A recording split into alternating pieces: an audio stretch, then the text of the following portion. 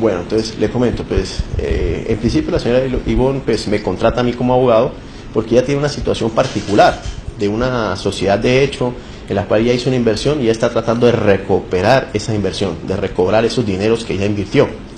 Se le hizo un procedimiento que se llama prueba anticipada. La prueba anticipada conlleva que yo cito a quien sería mi eventual parte en un proceso para obtener, en este caso era un interrogatorio, una prueba de confesión. Y esa prueba de confesión, como es anticipada, pues tiene un efecto jurídico de que conlleva a que se pueda utilizar como título ejecutivo para que ella más fácilmente pueda acceder a cobrar esos dineros por vía ejecutiva. Para el caso en comento, se radicó una prueba anticipada en el Juzgado Primero Civil de Circuito. En ese juzgado, pues, se hizo el trámite de notificación a la contraparte, la parte fue debidamente notificada, convocada, se señaló un día para llevar a cabo esa diligencia, que fue el 1 de diciembre de 2017 a las 9 de la mañana, y pues la parte tenía que llegar ese día a contestar o absolver unas preguntas que yo había hecho en pliego cerrado. Es decir, es un sobre que contiene en escrito cerrado unas preguntas y el día de la diligencia pues se abre en presencia de todos y se lee el interrogatorio y se va practicando las preguntas en el orden que yo tengo ahí establecido en el interrogatorio, en el pliego. La persona no asiste a la diligencia y como no asiste a la diligencia, pues a esta persona se le señala el término de 3 días para que llegue una justificación, porque eso tiene un efecto. El efecto es que si yo soy el convocado y no asisto a la diligencia, se me tiene por confesado todos los hechos de las preguntas que sean asertivas dentro del interrogatorio. En este caso, las preguntas asertivas iban encaminadas a demostrar una suma de dinero que se había entregado y que no se había devuelto. En efecto, la persona allega entre los 3 días, en el último día, una excusa. La excusa consiste en que ella tuvo una atención médica por parte de pediatría de una hija. Quien atiende esa atención, o quien brinda esa atención médica, perdón, es el galeno Yesid Blanco, a través de una IPS que se llama IPS Crecer. Hasta ahí todo normal. Hasta ahí va todo normal.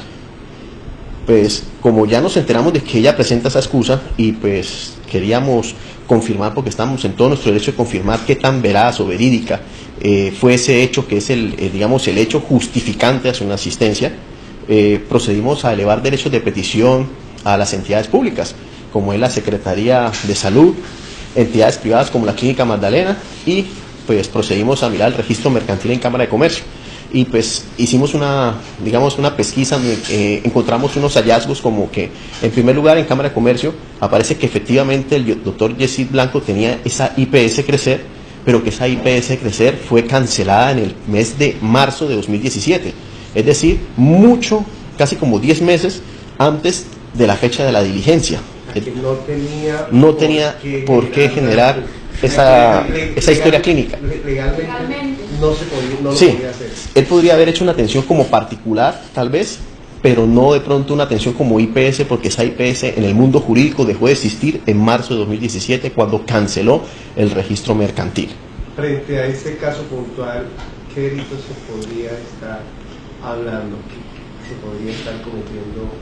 Bueno, pues esa es una parte de los hallazgos. El segundo hallazgo, pues, que quería hacer referencia, es la contestación que nos da la Secretaría de Salud de Barranca Bermeja, en el cual nos dice que esa IPS no podía prestar un servicio médico u operar como IPS para prestar servicios de salud en Barranca Bermeja durante el periodo 2017 o inclusive actualmente, ¿sí? Porque no está en el registro para ser un operador en salud aquí en Barranca Bermeja.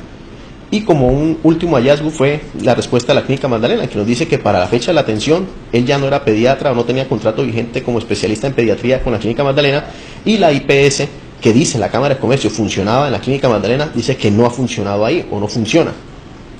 Entonces, frente a esas circunstancias, ¿sí?, había muchas irregularidades e inconsistencias en esa excusa y se le pusieron de presente a la señora juez, pues para que se abstuviera, suspendiera la diligencia, porque al momento que se presentó la excusa se le señaló a la señora se le dio como ese beneficio. No le vamos a declarar confesado, sino que le vamos a dar una nueva fecha para que se presente, ¿sí? Se le dio como ese beneficio, pues la ley en ese caso, digamos que a la persona que no asiste la sanciona, digamos, en el sentido no técnico, sino digamos en un sentido coloquial, se sanciona por esa inasistencia, por esa apatía o por, digamos, esa negligencia, no acudir a una diligencia judicial.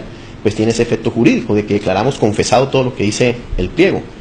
Entonces, ella presenta la excusa y pues se le da como ese beneficio.